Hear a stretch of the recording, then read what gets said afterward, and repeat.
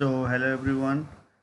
We are back with one more program on functions, which talks about writing a program using functions that takes a number as a parameter and check whether the number is a prime number or not a prime number.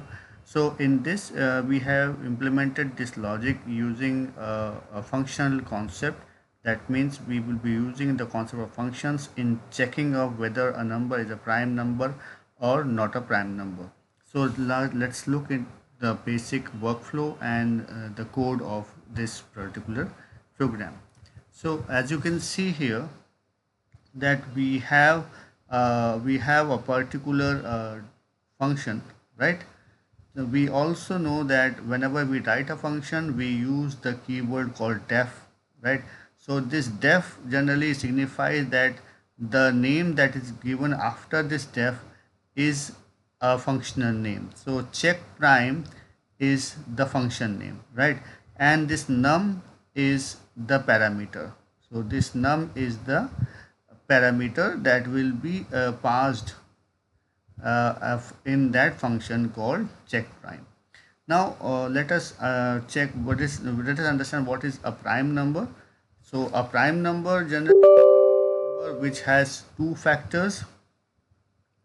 A prime number is a particular number which has two factors, either itself, right? It is itself, or it is one, right? It has two, and this itself and one are different, right? This itself is not equal to one, right? That means one cannot be a prime number. That's the reason why we don't take one as a prime number. Should remember that one is not a prime number because one has only one factor, right, by itself, right? And itself and one is both are equal. So whatever number you took, you suppose you take 7. 7 is a prime number because 7 is divisible only by 7 and it is divisible by 1, and 7 is not equal to 1. This is true, so that's why we take 7 as a prime number. So now this code that is written inside the def block, right, is a code which the compiler or the interpreter will execute once, and this won't execute anything, right? It will be executed and it will be stored in a memory location, and the interpreter knows that when we use a name called check prime, the definition is already present in some part of the memory location. That's why we write a particular definition before we call it in the program. So we write a particular body or definition of a function before we actually call that function, right? So this program starts from line number 14 and says that we will take a number, right? And the number will be an integer type number because we want to check whether the number is prime or not, so we need to have an integer type number. So we will take one number and we initialize one control structure known as flag, right? And we will manage whether the system is a prime or not a prime based on the value of the flag. So if we say that if the number that we have just read is less than 0, this less than 0 means it's negative. So we cannot say, we will actually stop the user from checking whether the system whether number is prime or not, because we are bothered about the whole numbers, right? And so we will write enter a positive number and will exit that particular program. So we will not call the definition until unless the number is positive. So if the number is not 0, then what we will do, it will shift to this else part, right? It will go to this else part, and this else part, what will happen here is, in this else part, what will happen here is, uh,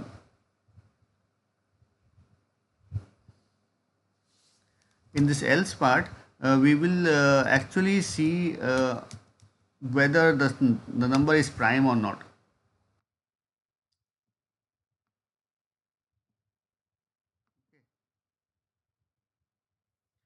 Now in the else part, what is going to happen here is, we will check whether this else this particular number is prime or not.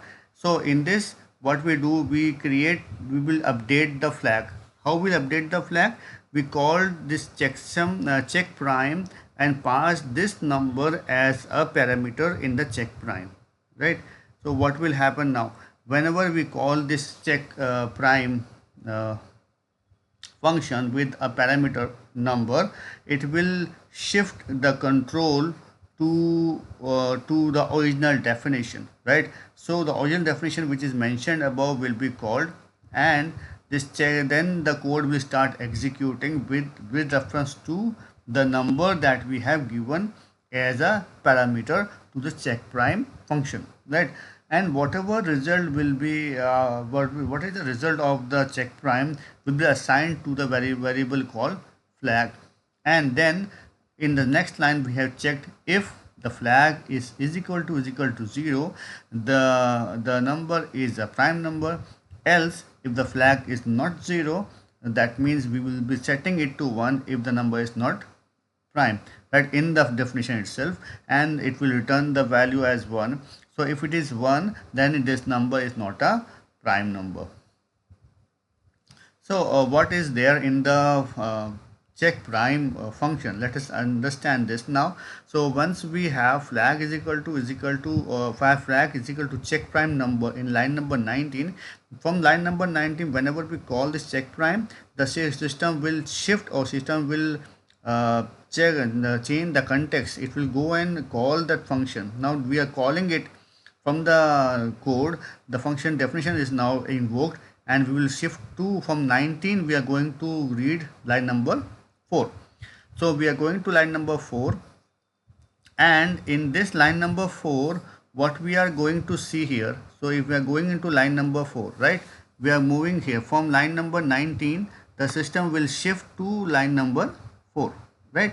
So at this line number 4, first of all, it will go in this num data is a formal parameter, and this number is the actual parameter, right?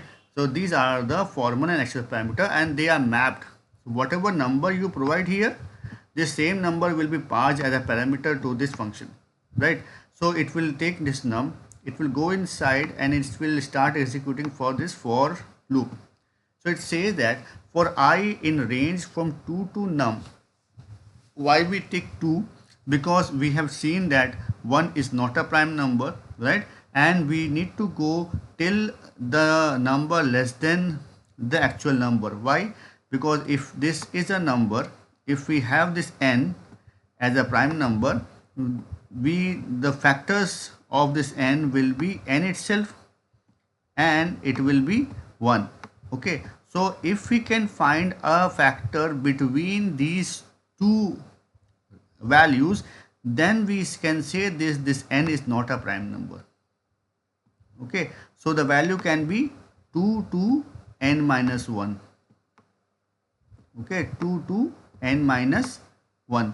So this is what it signifies, from 2 to num. And you know that the range function, when we will use range function, the range function will go from the initial start value to the one less than the stop value. So it will go from 2 to n minus 1. Okay, I hope this is clear why we use 2 and why we use num and why we don't use num plus 1.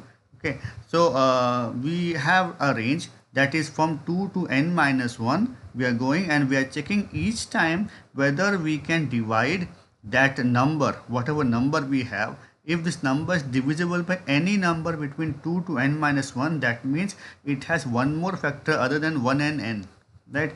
If a number has a one more factor whether between 1 and n, that means the number is not a prime number.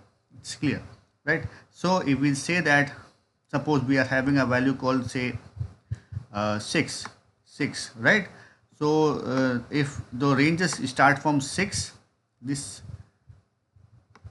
we will have something called 6 here. Okay, we have something called 6 here, 6 here, and we are having 1 here. Okay, we are having something called 1 here. So if 6, suppose 6 is a prime number, so it will have only two factors, 1 and 6. If 6 is not a prime number, then 6 will have a factor from 2 to 5. Okay, if 6 will have any one factor If we can find a single factor in this between 2 to 5, we will say that that 6 is not a prime number. So what we will do, we will start dividing 6 by 2, 6 by 3, 6 by 4 and 6 by 5. Okay, so we will say we will divide 6 by 2. So 6, when we divide 6 modulus 2, we will do this, we'll do 6 modulus 2, not working, 6 modulus 2, then what will we get? We will get a value called, we will divide 6 modulus 2, we will get a value called 3. Remainder is 0, right?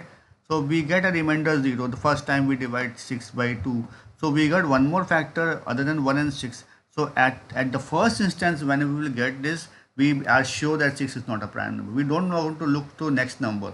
Even if we get one particular factor, we will stop the loop itself, right? That's what it says. If we divide this number with I is range from 2 to n minus 1. We keep on dividing the number with respect to I, and we will check whether we are getting a remainder as 0. That means whether this number has a factor between 2 to n minus 1. If it has a factor, we will set that flag to 1. The flag was 0 initially, so we will set a flag to 1 and we will return the flag. We return the flag. Okay, so we will not go. So once we use a call return in this function, the function returns itself back. It returns back to this part and it assigns this flag with the value, returning value. The value returned as 1 in this case, right? In case of 6, the value returned will be 1. The flag will be set as 1. So if the flag is set as 1, it will go here and it will print that the number is not a prime. Suppose the number was 7, not 6, it was 7. So what will be the range? The range will be, if it is a prime, it will be having two factors, 1 and 7. So we have to check a range that is from 2 to 6. And we keep on dividing the number between 2 to 6. So 7 divided by 2 is not, the remainder is not 0. 7 divided by 3, remainder is not 0. 7 divided by 4, remainder is not 0, right? 7 divided by 5, remainder is not 0. So this else, this if doesn't have this else, right? So if it doesn't have an else, it will keep on doing it again and again, right? Till the time this condition is satisfied. So don't think that this else is a part of this else is a part of this if. Okay, don't think that this else is a part of this else. See, this else, the else that you see in this function is a part of the for loop. In Python we can have a for with an else part also.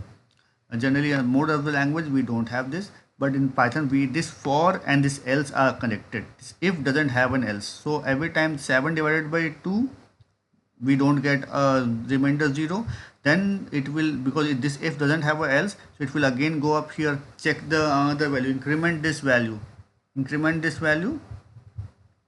go up, check the next value, go up and check the next value, go up, check the, then whenever this is finished off, this for completely finished, because 7 will not be divisible by 2, right?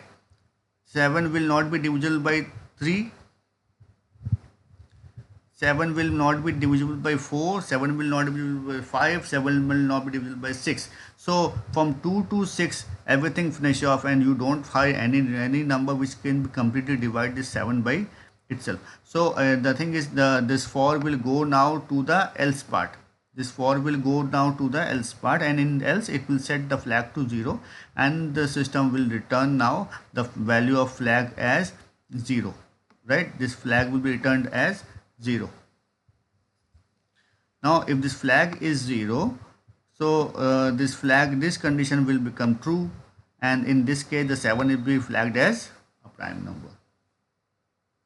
Okay, I hope this particular program, the logic of the program, why we took 2 and num, why we don't take 1 and num plus 1 or 1 and num, we don't take this. why we use num modulus I is equal to 0 is clear. And if you want to change the program, you can change the program. You can print whether it's a prime or not prime inside the check prime number also, and you can also pass the flag as in itself with the check prime number. So if somebody can just write the logic in the comment box and tell us how we can do it, it will be great to see some interaction with the users. Thank you very much, and I will be looking for your uh, comments and suggestions. Thank you.